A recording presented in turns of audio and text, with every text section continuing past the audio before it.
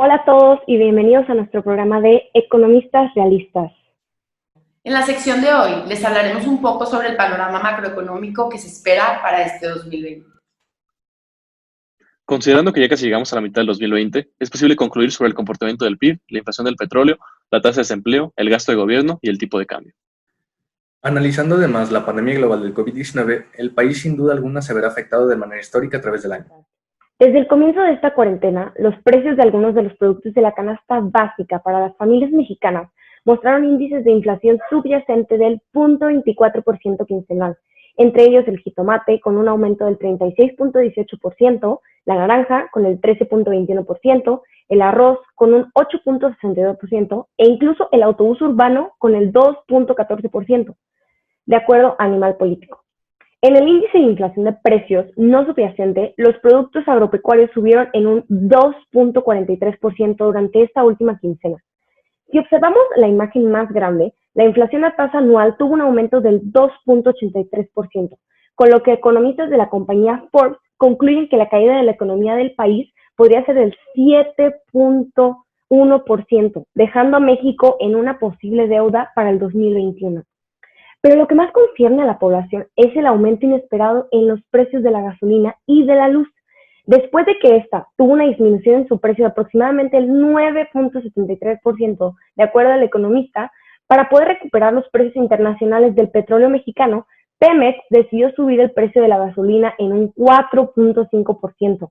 Y lo que respecta a la luz, el gobierno del país provocó una inflación debido a la generación de la electricidad con la quema de combustibles fósiles, para tratar de vender todo el petróleo disponible y tratar de arreglar los números actuales en México. Sobre el comportamiento del PIB, podemos analizar los diferentes factores que influyen con relevancia a este medidor, entre los cuales podemos encontrar la inversión extranjera, inversión de gobierno, consumo, el cual tiene una fuerte relación con el turismo en ciertas regiones del país, así como otros factores de relevancia. Desde el último trimestre de 2019, el comportamiento del PIB mexicano tuvo un periodo de crecimiento prácticamente nulo, el cual llegó a ser considerado como un periodo de recesión técnica. Esto debido a que el crecimiento del PIB se midió en 0.1%, de acuerdo a los datos oficiales del Gobierno de México. La información sobre el comportamiento del primer trimestre de México, según la agencia Reuters, estima que el PIB estaría sufriendo una contracción del 1.7%. Existen varias causas relacionadas a esto. Un componente clave del PIB tiene que ver con la inversión extranjera, la cual recibió un fuerte golpe al bajar de nivel, de acuerdo a los calificadores de riesgo más importantes como Moody's o Standard & Poor's. Asimismo, la información del gobierno ha recibido severos cambios debido a las diferencias en la perspectiva de la nueva administración, tomando un golpe duro hacia el crecimiento del PIB.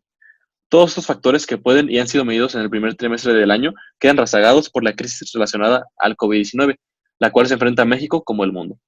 La demanda de mantener una cuarentena ha forzado a reducir fuertemente las actividades comerciales que tienen un impacto directo en ingreso de las empresas, así como el ingreso de los hogares. Esto, junto con otras consideraciones como el hecho de que México es un país dependiente del turismo, el cual claramente ha tenido una disminución brutal, ha llevado a la OCDE a estimar que el PIB mexicano tenga una contracción de hasta el 30%, siendo el tercer país de la organización más afectado. El panorama para el comportamiento del PIB mexicano no tiene un futuro brillante. De acuerdo a un reporte de Citibanamex, antes de que se tomara en consideración el impacto del COVID-19, solamente por la política fiscal que está adoptando el gobierno de México, se espera una fuerte contracción del PIB en 2020, con un rebote de menor magnitud en 2021. Si bien es muy difícil medir el impacto con un alto grado de seguridad, por el comportamiento previo a la crisis, junto con las políticas previamente analizadas, se puede esperar que el PIB siga en contracción al menos por este año y el siguiente. Para poder prevenir, es importante amortiguar este golpe a la economía mediante incentivar la reactivación de la economía desde diferentes sectores. Por el otro lado, la tasa de desempleo es de las más afectadas por la pandemia. Por la misma razón, se espera un gran retroceso de lo que se haya logrado en los últimos años. En marzo, la tasa de desempleo era del 3.3%, comparada con el 3.7% del mismo mes en el año anterior. Esto quiere decir que había una mejora del 0.4%, según los datos ajustados por estacionalidad y encuestas laborales, obteniendo la cifra con la fórmula de personas sin empleo entre el total de PEA, que son las personas empleadas o buscando un empleo. Jonathan Heath, el subgobernador del Banxico o Banco de México, mencionó que uno de los factores más preocupantes ante la crisis económica por la pandemia es la tasa de desempleo.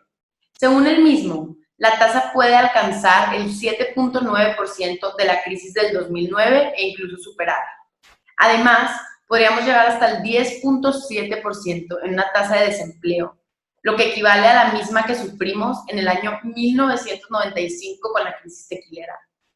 Se realizó un estudio por la Universidad Iberoamericana, la Oxfam México y el Centro de Estudios Espinosa Iglesias, la cual arrojó que casi 4 de 10 hogares tiene al menos una persona que se ha quedado sin empleo.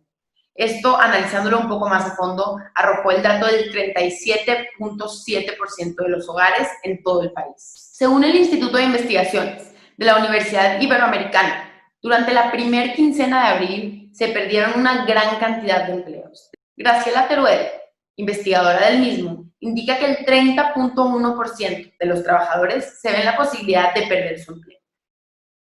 La Encuesta Nacional de Ocupación y Empleos, la ENOE, tuvo que ser suspendida. Como mencionó Jorge, nos encontramos en un periodo de recesión. Dentro del mismo, el desempleo es cíclico, lo que quiere decir que entre más crece la recesión, más crecerá este fenómeno y la tasa se verá aumentar. Debido a la incertidumbre de la pandemia, no se puede estimar como tal el repunte de trabajos. Según el analista del grupo financiero, David Cervantes, y el Banco BBVA México, hasta el año 2024 se recuperarán todos los empleos que se perderán por esta crisis del coronavirus.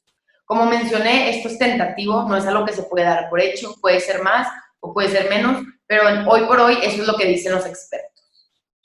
Algunas iniciativas por Roberto Vélez, quien es el director ejecutivo del Centro de Estudios Espinosa Iglesias, son un mayor gasto en salud por parte del gobierno, dar a los trabajadores informales el salario mínimo por 3 meses y a los formales, registrados por el IMSS, 2 salarios mínimos por el mismo periodo de tiempo.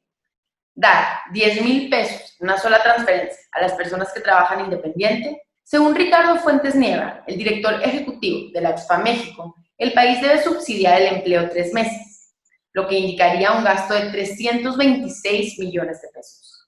A pesar de que son números muy grandes, un gasto grande para el gobierno, y es algo difícil para todos, creo que es importante que tanto el gobierno como los empleadores protejan a sus trabajadores. Estoy segura que como país saldremos de esta más rápido y más fuertes.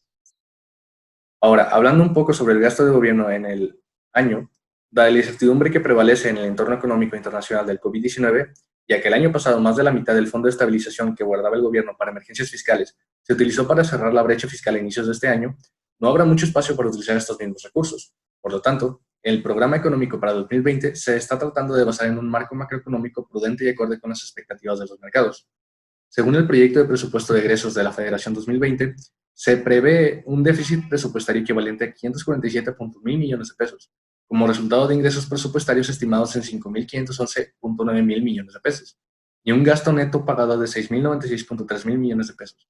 Esto es un 0.8% mayor en términos reales al aprobado por el ejercicio fiscal anterior. De este gasto neto, un 72.1%, que son 4.395.2 mil millones de pesos, se destinarán a gastos programables. Estos son aquellos destinados a proveer bienes y servicios públicos. Este año en particular se espera que este rubro ascienda a 4.395.2 mil millones de pesos, lo cual representa un 2.3% más en términos reales que el nivel de gasto aprobado en 2019. El 27.9% restante, en 1.701.1 mil millones de pesos, irá a los gastos no programables, lo que significa un decremento real del 2.8% respecto a lo aprobado en 2019. Este agregado presupuestario se integra por el costo financiero de la deuda pública, intereses y comisiones, las participaciones a entidades federativas y municipios establecidos en la Ley de Coordinación Fiscal, la LSF, y al pago de deudas de ejercicios fiscales anteriores, las ADEFAS. Jueves 28 de mayo se registró una ganancia frente al dólar del 0.25%. El tipo de cambio se encontró en 22.27 pesos, después de haberse encontrado en valores de 25.4 pesos, siendo la mayor cotización registrada últimamente. Alfredo Cutiño, director para América Latina del Moody's Analytics, considera que la depreciación del peso está directamente relacionada con el deterioro que se ha tenido en las bases económicas del país, además de que la deuda con países extranjeros ha ido en aumento y esto cada vez demanda más dólares.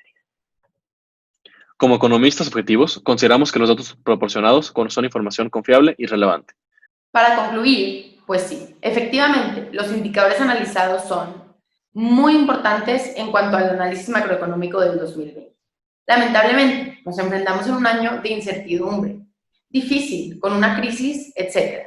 Esperemos que la economía del país no sea tan afectada, que el gobierno pueda responder de la manera necesaria y que toda esa gente que se está quedando sin trabajos pueda pronto estar bien otra vez. Nos vemos pronto. Gracias.